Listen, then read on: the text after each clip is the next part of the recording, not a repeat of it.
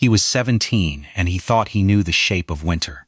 He had lived through 15 of them in the shadow of the Bighorn foothills, and he believed that made him a man who could name the cold before it arrived. His name was Caleb Ward, and in the autumn of 1884 he came down from a cattle drive with $3 in his pocket, a torn coat, and nowhere in particular to go. His mother was dead. His father was somewhere in the Dakota Territory chasing a claim that would not hold. What Caleb had left in the world was an aunt he barely remembered, and, past her cabin at the far end of the valley, a great uncle everyone in the settlement called Old Mercer, though his given name was Ansel. Ansel Mercer was 71 years old that autumn, and he wore a hat with the brim cut short on one side so that he could sight along the horizon without lifting his chin. It was the only unusual thing about him a stranger would notice at first, and it was the thing that would make sense to Caleb only much later, in the deep of a February so cold that men would remember it by name for the rest of their lives. Caleb did not want to stay with the old man. He wanted the town. He wanted the boarding house, and the smell of coffee in the mornings, and the sound of other boys his age arguing over cards. But his aunt would not have him past the first frost, and the boarding house would not have him without wages, and the only offer of shelter came in a folded note carried down the trail by a Shoshone boy who could not read what it said. The note read simply, "Send him up. I have work. I have a bed. Winter's coming and I am too old to fight it alone." Caleb read the note twice. He spat into the yard. Then he shouldered his pack and walked the 6 miles, up the switchback trail to the cabin. On the shelf of land above Cottonwood Creek, the cabin was smaller than he remembered. It stood with its back set into the hillside, its roof low, its single window facing south. Beside it on the north face, there was a mound of earth that seemed to have grown out of the slope itself, a long, low ridge of packed soil and stone that Caleb could not immediately understand. It was too small to be a root cellar, too large to be a grave, and it lay at an angle to the cabin wall that made no sense to a boy who had been taught, by his father, that a man built things square. Ansel was standing at the door when he arrived. The old man did not embrace him. He did not offer his hand. He said only, "You've grown, you're still not tall." "Tall enough," Caleb said. "For what?" Caleb did not answer. Ansel looked at him for a long moment. Then he stepped aside and let the boy come in. The inside of the cabin was warmer than the outside had any business allowing. There was a small stove in the corner, unlit, and yet the room held a settled warmth Caleb could not place. He set his pack down and looked around, and he saw that the walls were double, an inner wall of squared logs and, beyond it, another wall a hand's width away, and the space between them packed with something dry and pale that whispered when the wind pushed at the eaves. He touched the inner wall. It was warm. He touched the outer sill of the window. It was cold. The two temperatures, so close together in one room, gave him the odd feeling of being in 2 seasons at once. "What's in the walls?" he asked. "Chaff," Ansel said. "And ash. And a little sawdust from the mill down the creek if I could get it cheap." "That's not insulation." "No," Ansel said. "It's better." Caleb almost laughed. He held the laugh in his throat because he had been raised to be polite to old men, but the old man saw it anyway. Saw it in the corner of the boy's mouth and did not seem to mind. Ansel turned and began to spoon beans from a pot onto a tin plate. He set the plate on the table without a word. Caleb sat down and ate, and while he ate, he looked out the small south window at the strange mound of earth on the north wall of the cabin, and he thought to himself that the old man was likely halfway to soft in the head, and that the winter would be long, and that he would leave in the spring. He was wrong about the spring. He was wrong about the mound. He was wrong about the shape of winter, but he did not know that yet. The first week passed in small work. Ansel had him carry water from the creek in 2 wooden buckets rigged with a yoke that fit oddly against Caleb's shoulders. Because the yoke had been carved to fit Ansel's frame in 1862 and had not been recut since. Caleb complained. Ansel told him to carry the buckets anyway. Caleb carried them, his shoulders bruised. The bruises turned to callus. He said nothing about it. On the 3rd morning, Ansel took him behind the cabin and showed him the mound. Up close, it was larger than it had seemed from the trail. It ran the length of the cabin's north wall and rose to the height of a man's chest at its highest point. It was faced on the outside with fitted stones set at a shallow angle, and the earth behind the stones had been packed hard, mixed with something Caleb could not identify. On the top of the mound, small clumps of dry grass had been planted and had taken root, and the roots held the soil against the wind. "What is it?" Caleb asked. A wall, Ansel said. It's not a wall, it's a pile of dirt. That's what a wall is, boy, if you know how to pile it. Against what? Ansel took off his short-brimmed hat and rubbed the back of his neck. The wind mostly comes down that drawer, he said, pointing north with the hat. Comes off the ridge, funnels through the notch, comes across the flat, hits this side of the cabin about the second week of December. Sometimes sooner. The mound turns it up over the roof. Wind that would strip a common wall in a hard blow goes over the mound and never touches the logs. That's a lot of dirt to move for a little wind. It's not a little wind, Ansel said, and he put his hat back on and walked away. That evening Ansel wrote in a small notebook he kept in a tin box under the bed. He wrote by the light of a single tallow candle, and Caleb, pretending to sleep, watched him from across the room. Ansel wrote slowly, forming each letter as if it cost him something.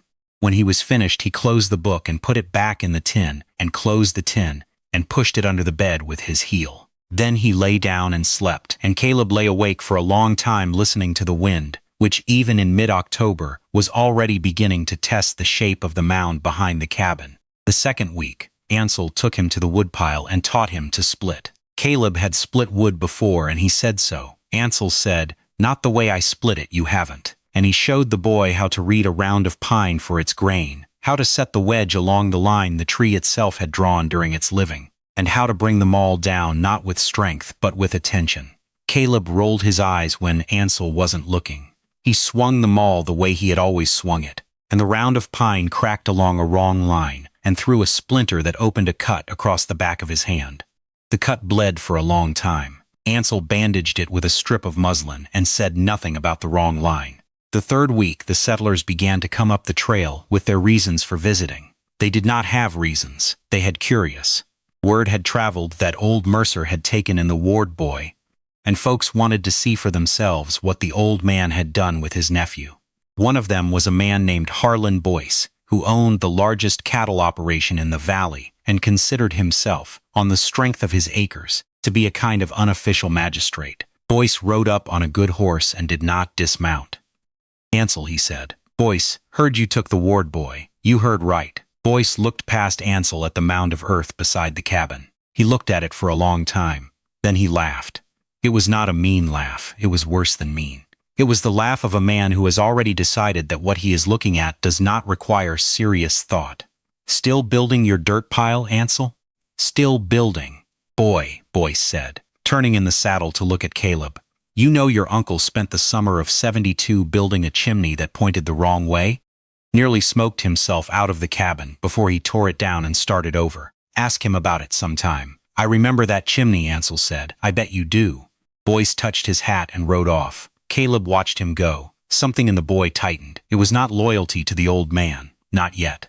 It was the particular embarrassment of a boy who has been seen in the presence of someone another man has decided to laugh at. That night at supper, Caleb said, without meaning to say it, "Maybe the mound is a waste of dirt."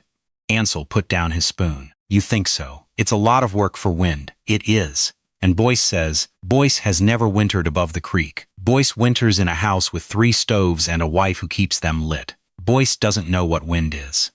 Caleb looked at his plate. He wanted to say more. He wanted to say something clever, something that would put him on the side of the men in the valley, rather than on the side of the strange old man with the crooked hat and the dirt pile. What he said, and he would remember saying it for the rest of his life, was this: "Well, maybe he doesn't need to." Ansel did not answer. He finished his beans in silence. He washed his plate. He went to bed. And the next morning he took Caleb behind the cabin again and had him dig a trench along the base of the mound where the frost line would come, and pack it with a mixture of ash from the stove and dry chaff from the barn floor, and cover the mixture with more stones. Caleb dug. His hands blistered. He said nothing. In the middle of the work he asked, "Why ash?" "Because it doesn't hold water," Ansel said. "Water freezes, ash doesn't. The cold can't grab it, and the chaff? Dead air. The chaff has 1,000 small rooms in it. Cold has to enter everyone to reach the wall. It gets tired before it does." Caleb kept digging. He did not know then that he was being handed one of the oldest pieces of frontier wisdom in that country. The physics of dead airspace, learned by a French trapper Ansel had spent one winter with in 1854, and refined by an old Shoshone woman who had shown Ansel, one summer, how her people packed cattail down between the layers of a lodge in the coldest months. He did not know it because Ansel did not tell him it. Ansel only said ash and chaff, and the cold got tired and left the boy to dig. By the last week of October, the mound was as tall as it would ever be, and Ansel began the interior work. He had Caleb carry sacks of ash from a pile he had been saving since spring. Every fire he had built, in every stove and hearth on the property, its residue kept and stored dry in a shed at the back of the cabin. Caleb had wondered about that shed. He had thought it was for grain. It held, instead, the record of every fire Ansel had burned for 3 years, all of it dry, all of it ready. They packed the ash into the space between the outer and inner walls in fresh layers, replacing what had settled over the summer. They mixed it, at Ansel's instruction, with a small amount of powdered lime from a sack that had come up the trail on a mule at considerable expense the previous May. Caleb had wondered about that mule, too. "Why lime?" he asked. "Keeps the mice out," Ansel said. "That's it, that's enough." Caleb learned later that the lime did other things. That it kept the ash from clumping when moisture crept in, that it slowed the small rot that would otherwise eat at the sawdust, that it made the mixture. In some way Ansel could not have named in the language of a chemist, but knew in his hands, more resistant to the small warmths and coolnesses of a long winter. But Ansel said only keeps the mice out, and Caleb, at 17, believed him and did not press further. On the last day of October, a wagon came up the trail with a preacher on the seat. The preacher's name was Reverend Silas Poole, and he had come from the settlement to bless a marriage the following week, and had detoured to see Ansel because he had heard the old man was ill. Ansel was not ill. Ansel was hauling a beam. The preacher climbed down from his wagon and stood at the edge of the yard and watched Ansel work. "Brother Mercer," the preacher said, "a man your age should not be lifting timber alone." "He's not alone," Ansel said, nodding at Caleb. Poole looked at Caleb. Poole looked at the mound. Poole looked at the double wall visible where a corner had been opened for repacking. Poole shook his head, gently, the way a man shakes his head at a child who has drawn a house with the door on the roof. "You have been at this for many years, Ansel." "I have." "And to what end?" "The end of a hard winter, Reverend, if the Lord sees fit to send one. The Lord sends what he sends. A man's duty is to trust, not to fortify." "A man's duty," Ansel said, setting the beam down, "is to do the work in front of him. Trust comes after." Poole smiled the smile of a man who has an answer prepared, but chooses not to use it. He climbed back into his wagon. Before he flicked the reins, he looked at Caleb and said, kindly, in the tone of a man rescuing a boy from a fool, "Son, when you're ready to come down to a proper household, you come see me. I've a cousin who takes in boys for wages."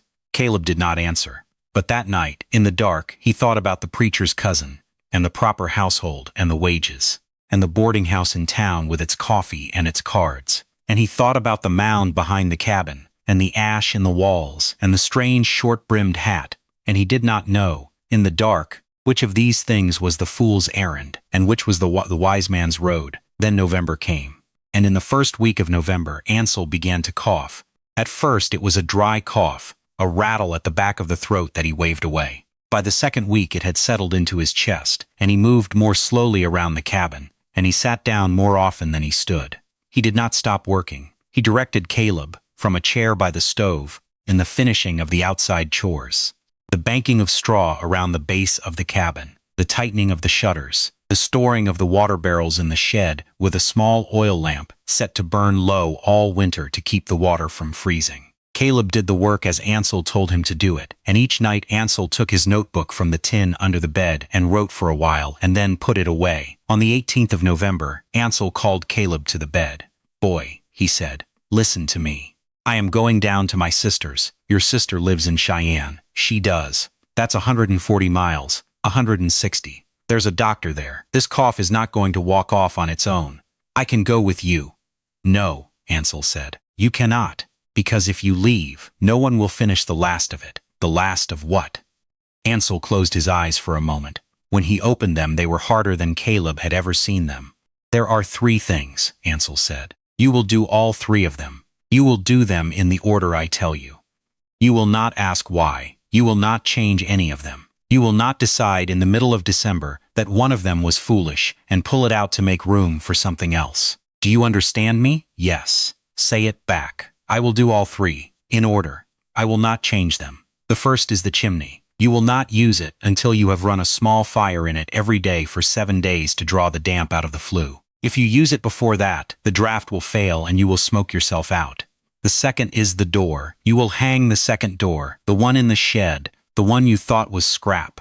You will hang it 2 feet inside the first door, on the pegs I have already set in the wall. Between the 2 doors there will be a small space. That space is worth more than a stove. Do you understand? Yes. The third, Ansel said, is the storage room, the small room at the back of the cabin. You have seen it. You have wondered why it is packed with chaff on the ceiling.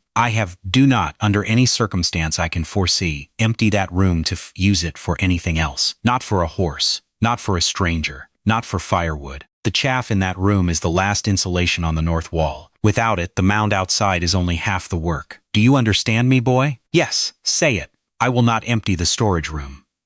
Ansel nodded once. He closed his eyes. Then he opened them again and said, in a voice that had gone quieter, "The wind knows the shape of the mound. Let it find the shape." Caleb frowned. What does that mean? It means what it means. You will understand later, or you will not. The next morning a neighbor with a wagon came up the trail to carry Ansel down to the crossroads where the stage would meet him. Caleb helped the old man onto the wagon seat. Ansel had his short-brimmed hat pulled low over his eyes. He looked, in that moment, smaller than Caleb had ever thought a man could look. As the wagon turned to leave, Ansel raised one hand, not to wave, but to point. He pointed at the mound. Then he lowered the hand and did not look back. Caleb watched the wagon until it disappeared around the first bend. Then he stood in the yard for a long time. Then he went inside and looked at the small room at the back of the cabin, packed to the ceiling with chaff, and he wondered, in the way a boy wonders when he is finally alone with a decision, whether he really believed everything the old man had said. The first snow came on the 28th of November.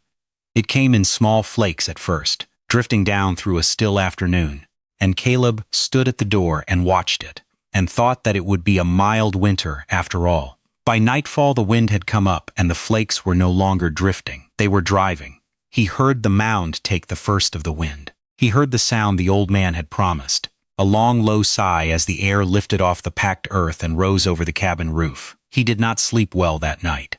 The wind was not loud, but it was steady, and it did not stop. By the second week of December, the settlement below was already in trouble. He heard of it in scraps, from a hand who came up the trail with a message and then turned around because the trail was closing. Boyce's north barn had lost part of a roof. The Poole family had 2 stoves running day and night and were still finding ice on the inside of the windows. A homesteader named Everett out on the flats had lost 3 horses in a single night to a blow that came through the walls of his stable as if the walls were not there. Caleb kept to Ansel's instructions. He ran the small fire in the flue for 7 days. He hung the inside door on its pegs, and although the space between the 2 doors seemed to him at first a waste of 6 good feet of floor, he began, within a week, to feel the difference. The way the wind that pushed against the outer door lost its edge in that small dead space before it found the inner door, so that the room beyond stayed warm even when the outer door had frost forming on its inner face. He fed himself from the stores in the root cellar. He carried water from the barrels in the shed. He read, at night, the few books Ansel had kept on a plank shelf, a Bible, a battered almanac, a book on the natural history of grasses that Caleb did not understand but read anyway, because there was nothing else to read. On the 18th of December, a rider came up the trail. Caleb did not know how he had come up the trail. The trail was closed. The rider was one of Boyce's men, a lean man named Corliss, and his horse was in a bad state, and the rider was in a worse one. Caleb brought him inside. He gave him coffee. He gave him a place by the stove. "The big house is holding," Corliss said, when he could speak, "but the bunkhouse lost its stovepipe in the blow. 6 men in there. Boyce sent me up the ridge to see if you had space." Caleb was quiet for a long moment. "How many?" 6 and the cook. 7. "And Boyce?" "Boyce and the missus are in the big house. They'll hold on." Caleb looked around the cabin. He looked at the small room at the back packed to the ceiling with chaff. He thought about 7 grown men and 1 cook, and the amount of floor space they would need, and the amount of chaff that would have to come out of that room, and how easy it would be to move it. An hour's work, maybe 2. He walked to the door of the small room. He put his hand on the latch. He stood there for a long moment. He had prepared for cold. He had prepared for hunger. He had not prepared for the sound of a stranger in his own cabin asking for shelter for 7 men. He stood with his hand on the latch of the storage room and thought about Ansel's voice, and the old man's short-brimmed hat, and the way Ansel had said, "Not for a stranger, not for firewood." He thought about how easy it would be. He thought about how, if it turned out fine, no one would ever know he had emptied the room. He did not open the door. He turned back to Corliss and said, "Tell Boyce I have room by the stove for 2, not more. Send the 2 most frostbitten. The others go to the Voss place. His south barn stands the wind. If it doesn't stand, they come back. But not more than 2 here." Corliss looked at him. Corliss looked at the small room. Corliss did not understand.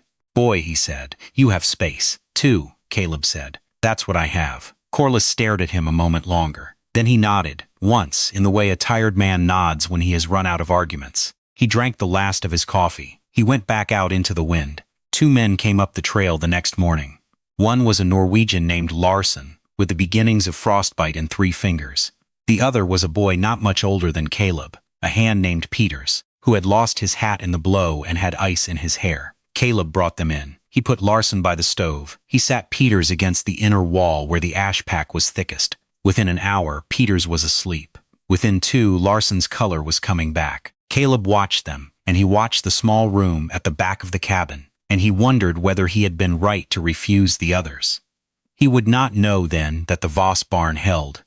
He would not know that all 5 of the other men made it through, cold but alive, in a barn whose south face happened, by accident, to sit against a low hill that broke the wind in almost the same way Ansel's Mound did on purpose. He would not know that the Everett homestead lost 3 more horses that night, and that the family made it to Boyce's big house on foot at 4 in the morning through a wind that would have killed any of them if the distance had been another quarter mile. He would only know in the moment that he had made a decision, and that he had followed the old man's instruction, and that the 2 men in his cabin were warm. On the 22nd of December, the wind changed direction. Caleb was inside when it changed. He was tending the stove. He heard, first, a sound he could not place, a low groan from somewhere in the walls, as if the cabin itself had shifted in its sleep. He stood still. He listened. The groan came again, and then he understood. It was the ash in the walls, resettling as the pressure of the wind changed on the outside of the mound. The wind had been pushing from the north for 3 weeks. Now it was coming from the northeast, and it was hitting the mound at a different angle, and the mound was doing something Caleb had not thought a pile of dirt could do. It was flexing, subtly, as the wind found new purchase and lost it again, and the movement of that flex was transferring, through the packed earth and the outer wall, into the ash pack, and the ash was settling into a new shape. He remembered then what Ansel had said. The wind knows the shape of the mound. Let it find the shape. Caleb had thought when he heard those words that they were the kind of thing an old man says when he is trying to sound wise. He understood now that they were mechanical. The mound was not a wall. It was not meant to stop the wind. It was meant to give the wind a shape it could accept, so that the wind would go over the cabin rather than through it. And the shape only worked if the wind found it. If the wind was allowed to push and to fail and to redirect, and the mound was allowed to give a little at the edges, so that the wind understood there was nothing to be gained by pushing harder. He sat down on the floor by the stove. Larsen was asleep. Peters was awake, watching him. "You all right, boy?" Peters said. "Yes. You look like you saw something." "I heard something." Peters did not ask what. Caleb did not tell him. The wind held for 4 more days. On the 26th it began to slack. On the 28th, Corliss came back up the trail with 2 more of Boyce's men and a message from Boyce himself, which was that the big house had held but only barely, that the bunkhouse was a total loss, that the Voss barn had held but had shed its north eave in the last blow, and that the men in Caleb's cabin should stay until the trail was fully open, which would not be until January at the earliest. Caleb read the message. He handed it back to Corliss. He said nothing about the 7 men he had refused. He said nothing about the room at the back of the cabin. He said only, "Larsen's fingers are going to keep. Peters is fit to walk if you brought a spare mount." Corliss looked at him for a long moment. Something in the way Corliss looked at him was different now. It was not respect, exactly. It was the recognition of a man who has seen another man do something he himself would not have thought to do. "Boyce wants to know," Corliss said, "how you knew the mound would hold." "I didn't know." "Then how'd you keep everyone warm?" "I did what I was told." "By who?" Caleb did not answer. Corliss did not press. He took Peters with him back down the trail. Larson stayed a week longer until his hand was safe and then walked down on his own 2 legs. The letter came on the 15th of January. It was from Ansel's sister in Cheyenne. It said that Ansel had made it to her door, but that he had come down with pneumonia in the 2nd week of the journey, and that he had died on the 3rd of January in the back bedroom of her house, and that his last words had been about a boy named Caleb and something about a mound. She could not remember the exact words. She was sorry. Caleb read the letter by the window. He read it twice. Then he folded it and put it in the tin box under the bed, where Ansel had kept his notebook, and he took out the notebook, and he sat by the stove and read every page of it from the first entry to the last. The notebook was not sentimental. It contained no reflections. It was a working document, measurements, dates, weather observations going back 9 years. Caleb read every entry, and in the middle of the 7th page, in an entry from the previous May, he found the following line. Boy is coming in the fall. I will need to know why the mound is not a wall. I will not tell him. Must let him hear it for himself. Caleb closed the notebook. He sat by the stove for a long time. He did not cry. He was not a boy who cried easily, and he did not cry then.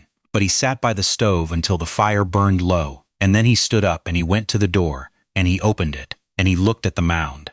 The mound was still there. It was held. Snow had drifted against its stone face, but had gone up and over the roof exactly as the old man had said it would. The cabin was warm behind him. The ash in the walls had settled and would settle again. The chaff in the small room at the back of the cabin had not been touched. All of it had done what it was meant to do, and none of it, not one piece, had been Caleb's invention. Spring came late that year, as it does after a hard winter. When the trail opened, Caleb went down to the settlement. He passed Boyce's big house, where Boyce was standing on the porch. Boyce raised a hand. Caleb raised his back. Neither man spoke. He passed the pool cabin, where the Reverend was mending a broken shutter, and the Reverend called out to him a greeting that was warmer than any he had offered in the fall. Caleb returned it. He did not stop. He walked to the small post office at the crossroads, and he mailed the letter he had written to Ansel's sister, in which he said only that he would like to come to Cheyenne in the summer, and that he would like, if she still had it, the short-brimmed hat. Then he walked back up the trail to the cabin. He stood behind it, in front of the mound, and he looked at it for a long time. He looked at the way the grass on the top of the mound was beginning to green.